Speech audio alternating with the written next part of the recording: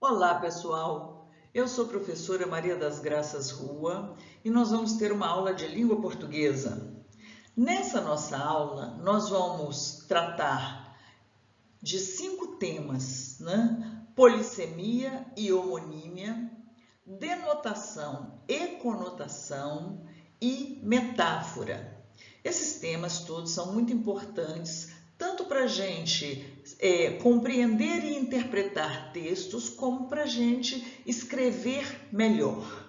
Então, são temas muito importantes para a formação de vocês. Vocês olhando aqui no slide, vocês vão ver que na parte de baixo deste slide, bem no centro, está escrito parte 1. Por que está escrito parte 1? Porque eu decidi dividir esta aula em várias aulas pequenininhas, para não ficar pesado para vocês abrirem e para não ficar também cansativo, maçante, né? Então, todos os arquivos partilhados, eles vão estar com a indicação de qual parte, né? Então, vocês podem seguir a sequência. Vai ser uma aula muito interessante, porque além dos conceitos, tem exemplos e tem música, gente, para a gente aplicar os conceitos. Então, vai ser muito legal. Venham comigo e vamos aproveitar esta aula.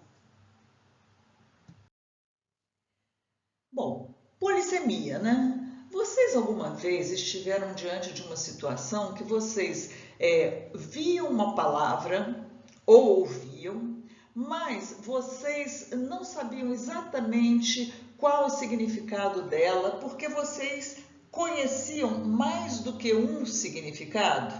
Pois é, principalmente quando é escrito, né? Às vezes a gente vê uma coisa escrita, uma palavra escrita, e a gente fica assim, bom, mas será se significa isso ou aquilo, né? Então, isso ocorre porque as línguas, e particularmente a língua portuguesa, que é o nosso estudo aqui, contém palavras que podem assumir vários sentidos. Alguns desses sentidos a gente só consegue identificar dentro do contexto específico em que são utilizados. Por exemplo, vocês vão ver que tem música que nós vamos ouvir que ela só faz sentido a partir de informações que nós temos sobre o compositor, a época que ele viveu, etc. Né? Então, uma palavra pode ter vários sentidos e todos os sentidos, quando se trata de polissemia, todos os sentidos pertencem a um mesmo campo semântico, ou seja, a um mesmo campo de significado. Eles expressam a mesma ideia que está contida no significado original da palavra, ok? Então, vamos adiante.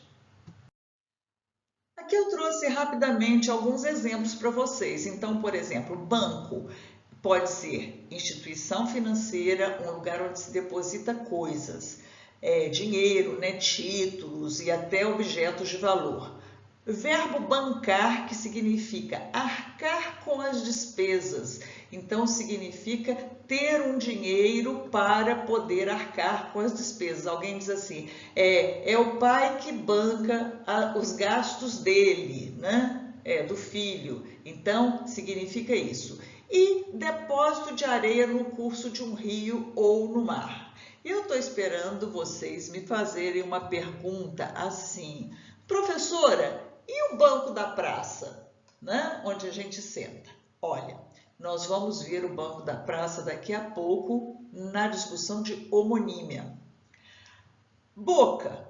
Boca significa uma abertura, né? É uma abertura de recipiente, pode ser boca da garrafa, né? A cavidade de abertura do tubo digestivo é a nossa boca, é a boca dos animais, né, que tem esse tipo de estrutura digestiva. Boca pode ser também ponto de comércio de drogas. Por quê? Porque ali tem um movimento de entrada da droga e depois tem um movimento de saída, né? E Boca pode ser também uma excelente oportunidade de benefícios, né? Vocês já devem ter ouvido falar assim, eu também quero uma boquinha dessas. Ou então, nossa, fulano conseguiu uma excelente boca, né? Significa o quê? Que ele foi privilegiado com uma situação de benefícios. Então, cabeça. Cabeça é a parte do corpo do homem e dos animais, né?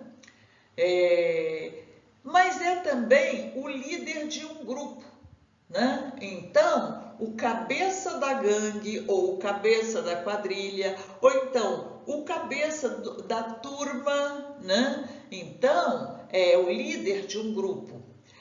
Pode significar pessoa inteligente, por exemplo, poxa, professor Antônio é cabeça, né? Quer dizer, é um cara inteligente, sabe das coisas, sabe explicar.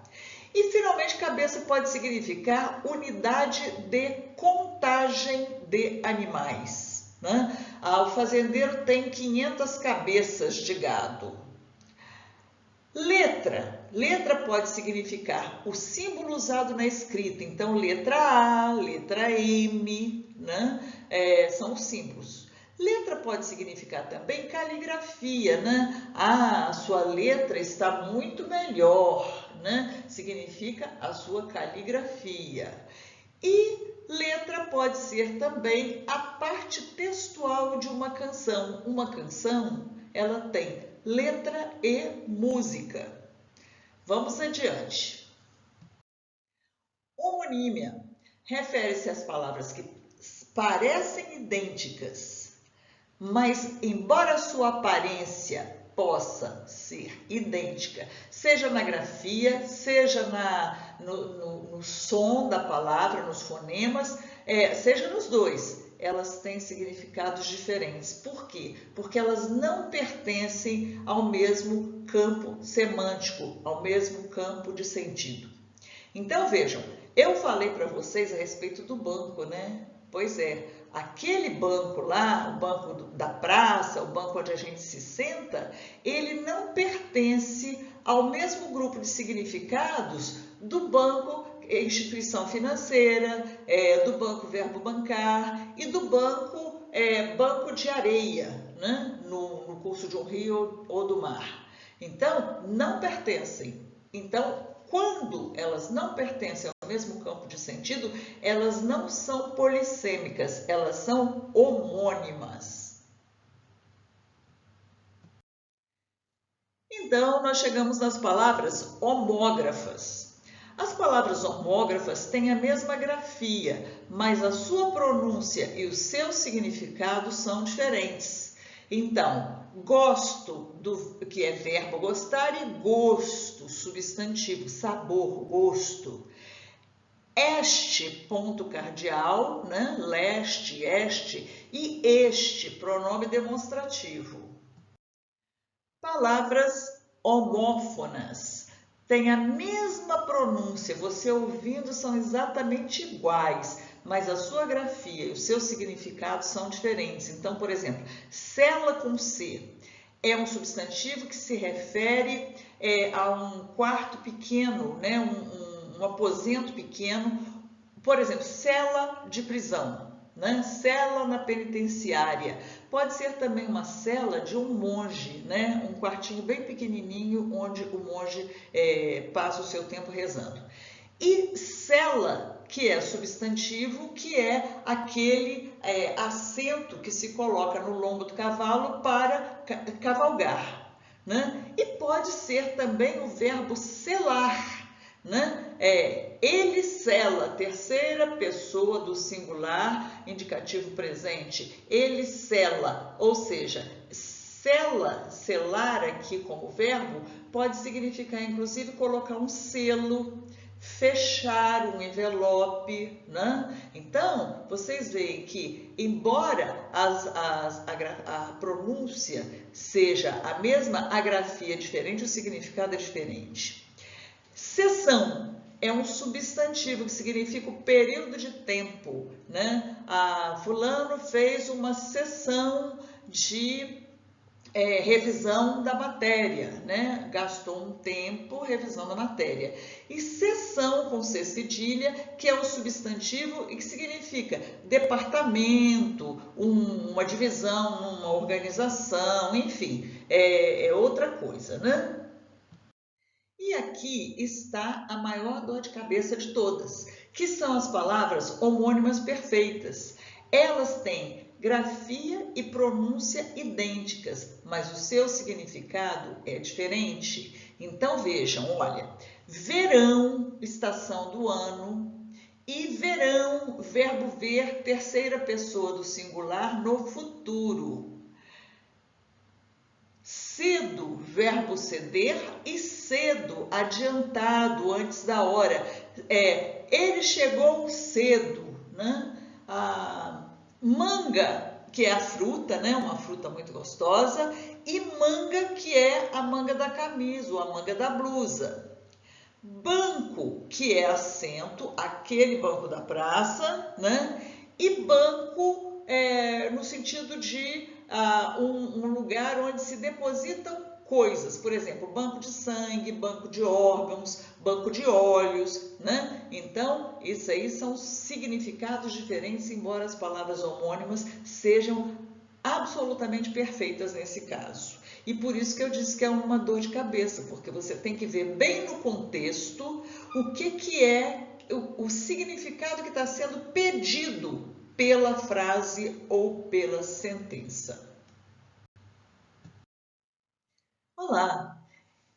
Entenderam direitinho os conceitos de polissemia e homonímia? Polissemia, vários sentidos, todos eles associados ao sentido, ao significado original da palavra, né? E homonímia é aquilo que parece, mas não é. As palavras podem ser escritas da mesma maneira e terem uma pronúncia diferente.